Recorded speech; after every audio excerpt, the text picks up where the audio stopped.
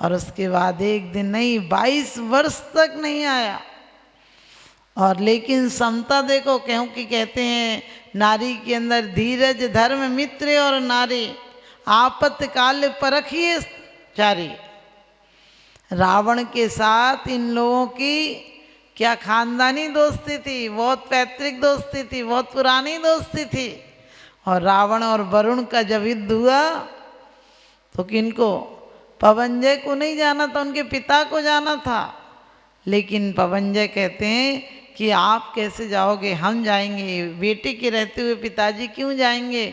और वो जाने को तैयार होते हैं। जैसे ही पता चलता है रणभेरी बसती है तो अंजना कहती है क्या हुआ। सखियां बताती हैं कि आज पवनजय युद्ध को जा रहे हैं। तो मंगल आरती लेकर खड़ी होती है पति की शुभ कांक्षा के लिए, लेकिन पति लात मार देता है। पति लात मार देता है कि तू अपशगुन करने यहाँ भी आ गई है। लेकिन फिर भी देखो धीरज सम्यक दृष्टि जीव, किसी के निमित्तों का प्रभाव ही नहीं पड़ता उस पर। वो कहती है कि आप यहाँ थे तो सुन तो लेती थी आपके बारे में, अब मुझे अभागन को समाचार भी कौन देगा। कहीं कहीं से निकलते थे तो थोड़ा देख तो लेती थी, संतोष होता था।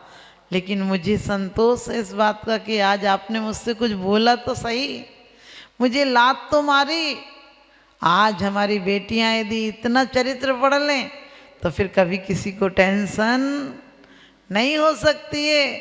आज जरा जरा सी बात में कभी जेंट्स लोग आप घटनाएं सुनते हैं, उनने सुसाइड कर ली, उनने ऐसा कर लिया, क्योंकि आज समता कम हो गई, संघनन कम हो गया।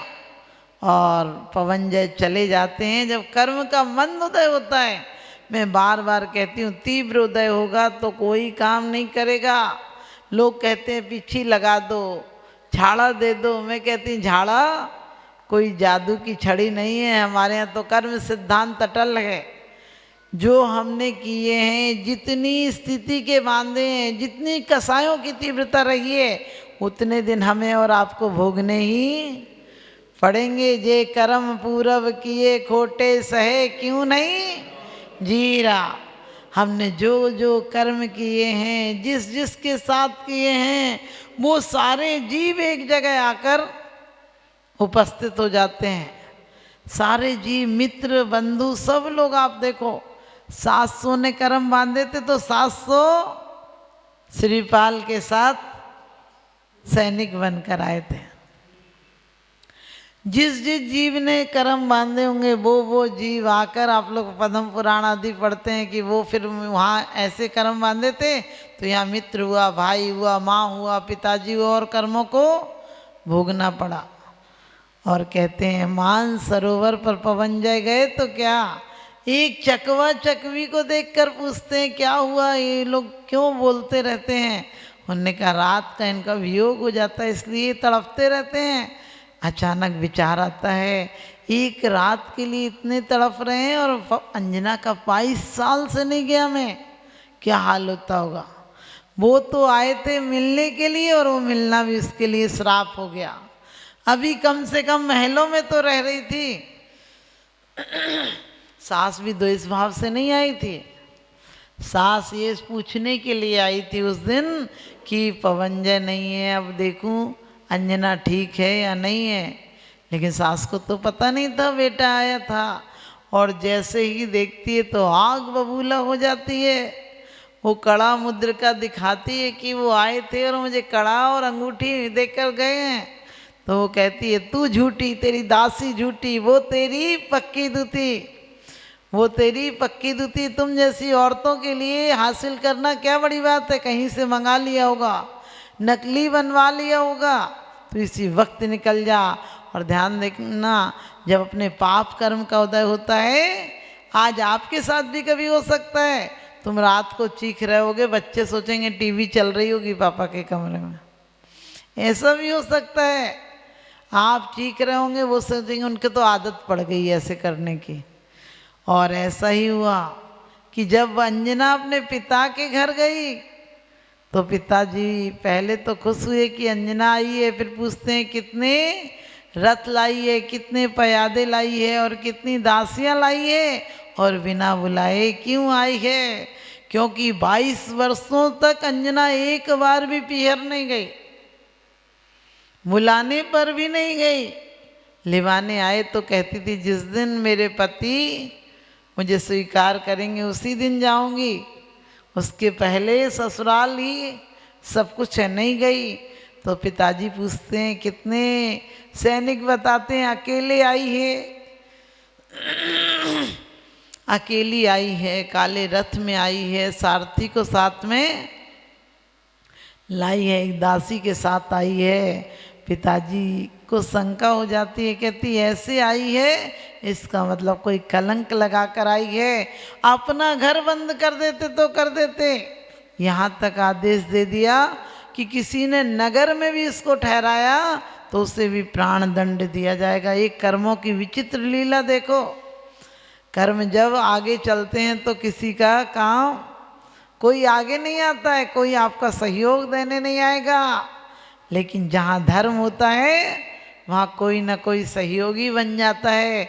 वो जंगल में जाती है और मुनिराज से पूछती है कि मेरे और कितने कर्म बाकी रह गए। ये नहीं कहा कि सास कब मरेगी, पति कब लौटेगा, ये पूछा मेरे कर्म और कितने बाकी रह गए, मैंने ऐसा क्या किया था। मुनिराज कहते हैं कि तुमने जिन देव की मूर्ति सौत डाहे के कारण तुमने 22 घड़ी के लिए कुएं में छिपा दी थी, उसके कारण तुम्हें 22 वर्ष का वियोग सहना पड़ा। और 22 वर्ष का वियोग तो सहना पड़ा, लेकिन पवंजय देखो यहाँ पर, पवंजय को तो खैर पता ही नहीं था, लेकिन यहाँ हनुमान का जब जन्म होता है उसके पहले एक अस्तापद और शेर दोनों चल रहे हैं। ध्यान रखना, क्रियाएं एक सी हो रही हैं, दोनों चल रहे हैं। वो माने मारने के भाव से आता है, लेकिन देवता अस्तापद का रूप बना के अंजना को बचा लेता है और सिंह चला जाता है।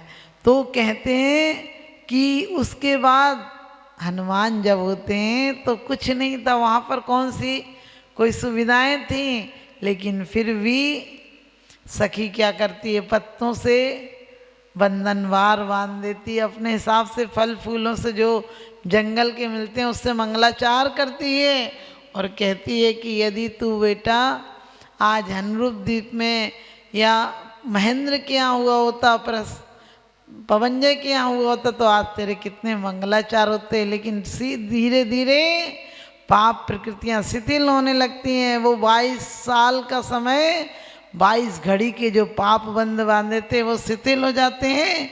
तो क्या मामा तो हाथी पकड़ने आया था, अचानक बच्चे की आवाज़ सुनकर इधर आता है और पूछता है कि तुम कैसी, कौन हो, कहाँ से आई हो। वो कहती है मैं बार बार ये बात बताती हूँ तो मेरे पति की तौहीन होती है कि वो छिप कर मिलने आए थे, समय बता देगा। और बोलते हैं तुम किसकी बेटी हो, बताती है राजा महेंद्र की बेटी हो। वो कहते हैं अरे तुम तो मेरी भांजी हो, जन्म के समय मैंने तुम्हें देखा था, भूल गया, इतनी बड़ी हो गई हो, तुम मेरे साथ चलो।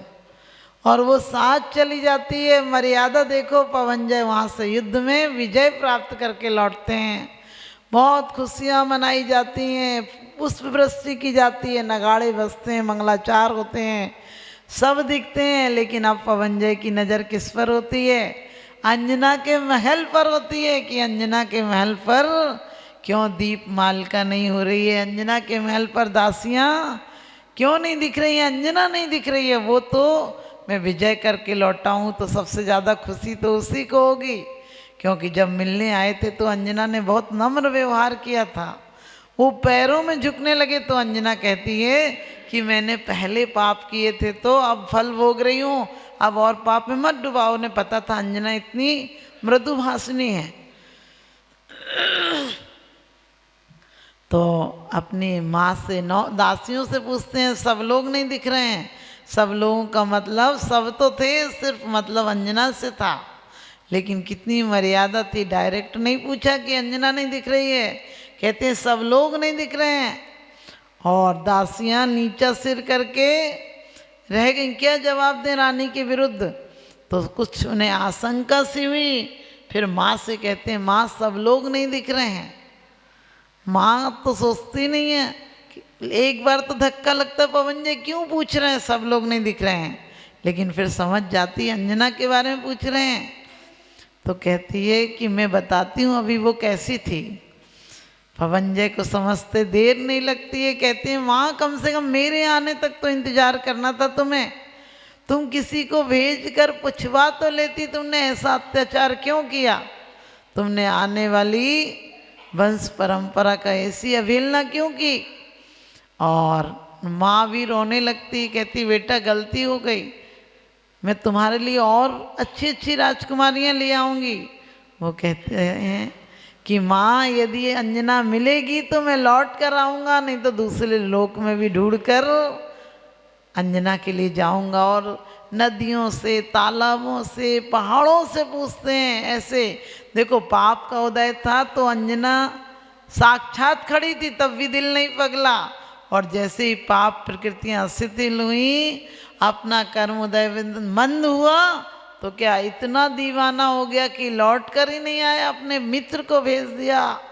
और जब ढूंढते ढूंढते कई महीने हो गए नहीं मिले, तो एक जंगल में अपनी चिता बना ली और उस पर बैठ गए कि अंजना इस लोक में तो मिलती नहीं, मैंने विद्याधर होने के नाते सब जगह ढूंढ लिया, अंजना नहीं मिलती। और कहते हैं कि चिता बनाकर बैठ गए, जाको राखे साईं सो मार सके, न कोई राम न मारे काऊ को, ना हत्यारे राम आप ही से मर जाते हैं, कर कर खोटे काम। पुण्य का उदय था तो क्या हुआ, अचानक कुछ औरतें बात करते जा रही थी कि पवन जय कैसा निष्ठुर निकला, अंजना बेचारी अपने मामा के घर दिन गुजार रही है। अंजना का नाम सुनते ही तो कहते हैं चिता से उठ बैठा, लकड़ियों के ढेर पे से, और कहता है कहाँ कौन सी अंजना की बात कर रही हो। वो बता देती हैं कि एक अंजना नाम की स्त्री के साथ ऐसा ऐसा हुआ, और वो पूछते हैं। और उसके बाद इधर अंजना क्या कहती है, अंजना को पता चल जाता है कि पवन जय आए थे और घर में नहीं रुके, मेरे लिए खोजने को चले गए। तो अपनी सखी से कहती है आज से तू इसकी माँ है, मैंने तो सिर्फ जन्म दिया है, पाला तूने है, और जिसका पति जंगल में हो तो पत्नी भवनों में नहीं रह सकती, मैं भी उन्हें ढूंढने जाऊंगी। मामा कहते हैं कि बेटा तुम कहाँ ढूंढने जाओगी, मैं जाऊंगा ढूंढने। इधर से पिता भी खोजने निकलते हैं, उधर से ससुर भी खोजने निकलते हैं, क्योंकि राजा महेंद्र के यहाँ भी गए थे ढूंढने। वो कह देते हैं कि मुझे तो गलती हो गई मेरे से, मैं समझ नहीं पाया कि वो सती है,